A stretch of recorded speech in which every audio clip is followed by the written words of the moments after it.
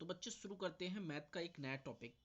और मैथ का ये नया टॉपिक स्टैटिक्स से लिया गया है। और स्टैटिक्स में हम सीखेंगे मीन,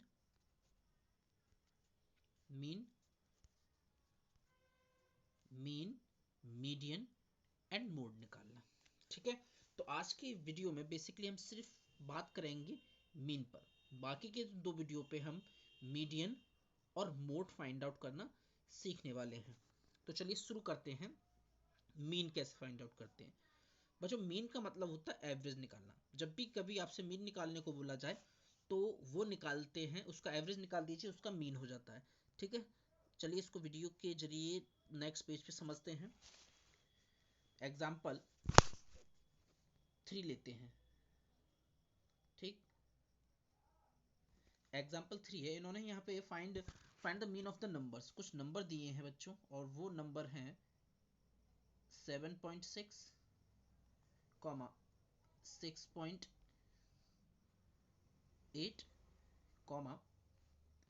8.5, 8.5 और 8.5 के बाद में 9.4, 5.9, 6.4 एंड 9.1 एंड लास्ट 4.7। ये नंबर दिए हैं एग्जाम्पल 3 में, और बोला है कि इसका हमें मीन फाइंड आउट करना है। तो मीन फाइंड आउट करने के लिए सबसे पहले इन सब का टोटल कर लीजिए। ठीक है, मीन का फॉर्मूला है mean is equal to sum of the number, sum of the number divided by number of the given numbers. मैं सिर्फ एन लिखता हूं जिससे आपको पता चल जाए number of the given number.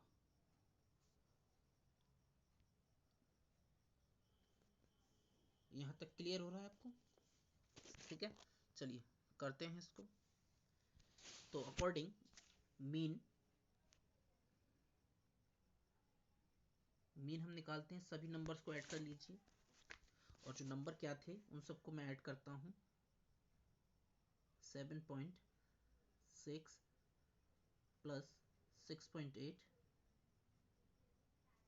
Plus 8.5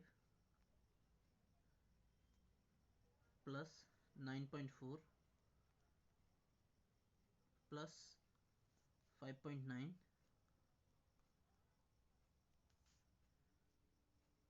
5.9 के बाद 6.4 प्लस 9.1 प्लस 4.7। ठीक है, इसको ऐड करने के बाद डिवाइड करते हैं numbers of the given numbers, यानी टोटल नंबर कितने काउंट करते हैं। देखिए 1 एक नंबर, ये 2 3 4 5 6 7 8, टोटल 8 नंबर हैं, और इन टोटल को 8 नंबर से हमें डिवाइड करना होगा। ठीक है, चलिए ऐड करने के बाद में जब मैं इसको ऐड करूंगा तो ऐड होने के बाद ये 58.4, और उसको हम डिवाइड कर देंगे 8 से। अब आप पूछेंगे 58.4 कहाँ से आया? 58.4 स्टूडेंट, जब हमने इसको डिवाइड किया,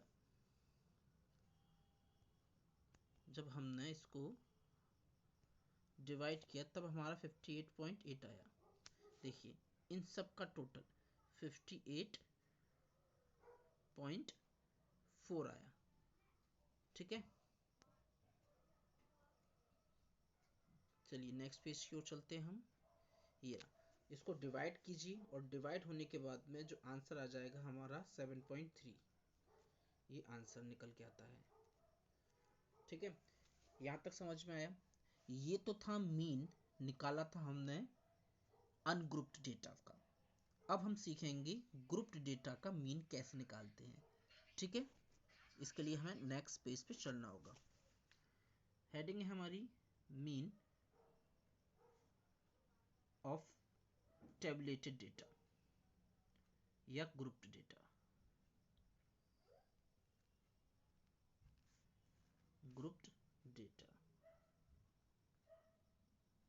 ठीक है, यहां तक समझते हैं। और इसके लिए लेते हैं हम एग्जाम्पल 6। एग्जाम्पल 6 पेज नंबर,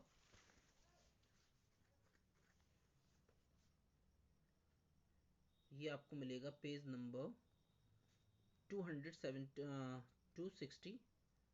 पे एग्जाम्पल 6 मिल जाएगा, ठीक है।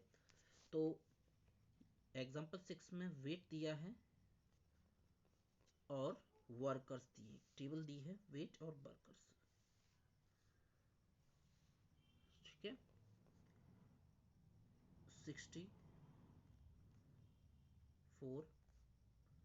63 और ये है 3, फिर उसके बाद में 66,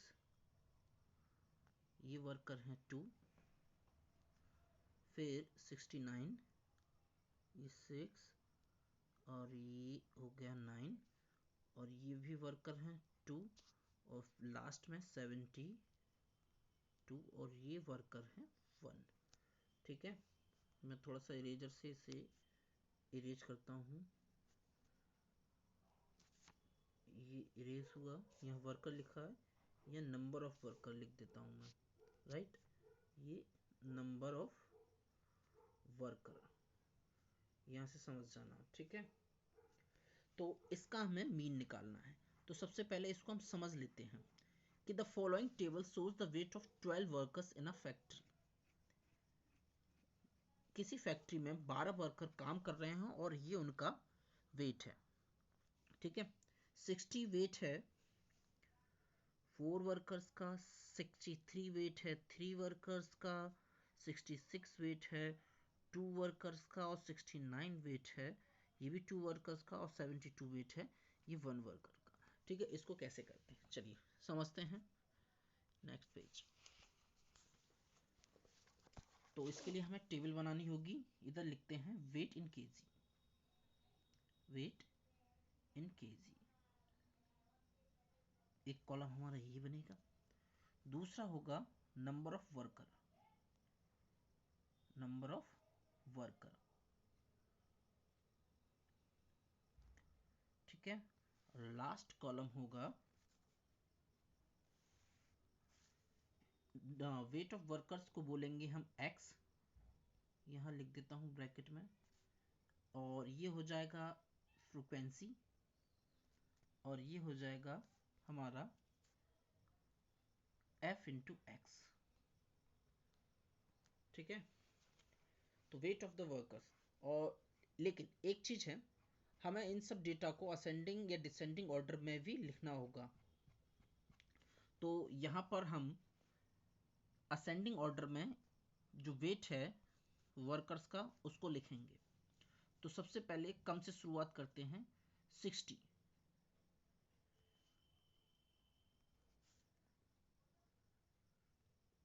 60 वेट कितने वर्कर्स का है, देखते हैं पीछे चल के 60 वेट कितने वर्कर का था।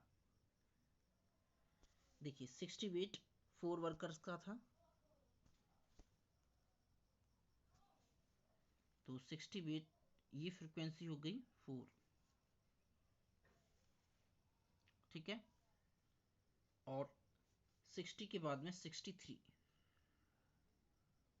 थोड़ा छोटा छोटा लिख रहा हूं, 63 चल के देखते हैं पीछे क्या था, 63, 63 देखिए 3 वर्कर्स का था, 63 वेट है ये है 3 वर्कर्स का। और फिर उसके बाद में 63 के बाद में 66, देखिए 66 कितने वर्कर्स का वेट है, 66 ये 2 वर्कर्स का वेट है, यहाँ 2, 66 के बाद में आता है नेक्स्ट 69,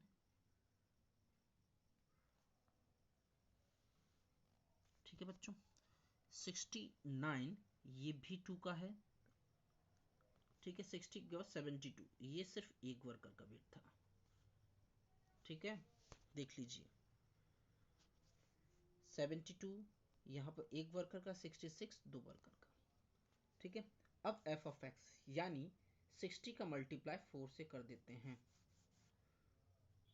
240। 63 का मल्टीप्लाई करेंगे तो 189, इन दोनों का मल्टीप्लाई। 66 का मल्टीप्लाई 2 से करेंगे, 6 2 12, 2 1 कैरी ओवर यानी 132। फिर उसके बाद में 69 का मल्टीप्लाई 2 से करेंगे तो ये आ जाएगा 138, और 72 का मल्टीप्लाई 72 से करेंगे तो हमको मिलेगा 72। इतना समझ में आया? ठीक है, अब ये नंबर ऑफ वर्कर्स, ये इनको ऐड कर लीजिए, टोटल नंबर ऑफ वर्कर्स कितने हैं वो निकल के आ जाएगा आपका n। ठीक है, मैं n यहां लिख देता हूं। नेक्स्ट पेज पे ले लेते हैं, n निकल के आएगा बच्चों हमारा, आप काउंट कर लीजिए, ऐड कर लीजिए 12, जो कि क्वेश्चन में दिया हुआ था। और फिर उसके बाद में जो f और x की जो वैल्यू आई थी, f और x, ठीक है, एक सिंबल है, इसको बोलते हैं बच्चों सिग्मा। ठीक है, ग्रीक लेटर है, सिग्मा का अर्थ होता है add, sigma F of x. Sigma F of x का मतलब होता है कि जो हमारा एफ और एफ का मल्टीप्लाई था, एफ और एक्स का मल्टीप्लाई था, उन सबको ऐड कर दीजिए। उन सबको जब मैं ऐड करूंगा तो मेरे पास में टोटल आएगा 771 और एन था। ठीक है, तो अब एवरेज निकालने के लिए हमारे पास में मीन निकालने के लिए हमारे पास में फॉर्मूला है sigma F of x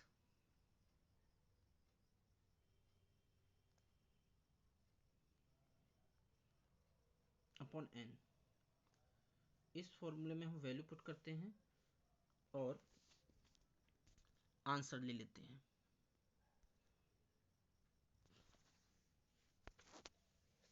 sigma F of x कितना था? सिग्मा एफ ऑफ एक्स था बच्चों हमारा 771 और एन था हमारा 12। तो एवरेज जो मीन निकल के आ जाता है 64.250, ये आंसर है।